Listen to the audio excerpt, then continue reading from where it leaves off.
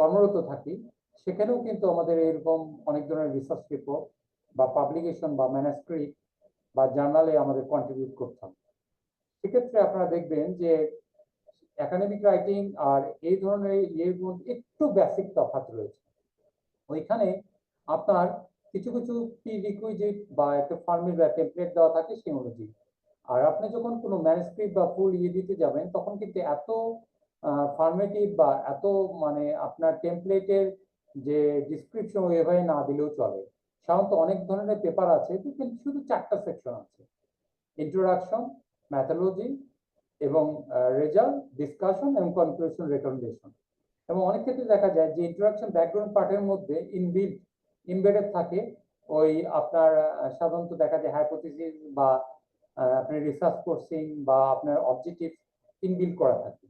যেখানে যে ধরনের টেমপ্লেট ইউজ করা হয় সে অনুযায়ী আমরা সাবমিট করার চেষ্টা করি।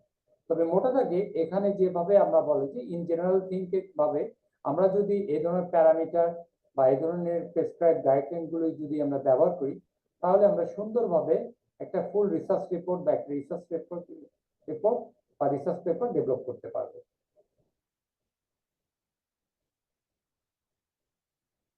আমরা রিসার্চ পেপার যখন কোনো কিছু চিন্তা করি যে কখন একটা রিসার্চ পেপার আমরা ডেভেলপ করব, সেক্ষেত্রে আমরা প্রথমেই চিন্তা করি যে এই ধরনের স্টাডি আগে হয়েছে কিনা। সেক্ষেত্রে আমরা বিভিন্ন ধরনের স্কলারলি আর্টিকেল গুলো আমরা সার্চ করার চেষ্টা করি।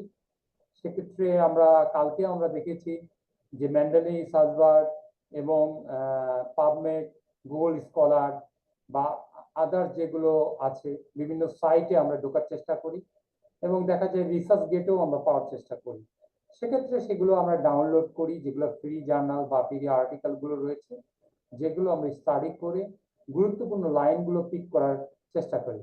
এবং যেটা আমরা কালকে দেখেছি যে সেগুলো ওই সফটওয়্যারের মাধ্যমে আমরা প্যারাফ্রেজিং রিফ্রেজিং করে আমরা যাতে প্লেগারিজমের খপ্পরে না পড়ি সেভাবে সেন্টেন্স মেকিংটা নিজের মতো করে এবং সুন্দরভাবে এর সঙ্গে লিঙ্কেজ করে লেখার চেষ্টা করি।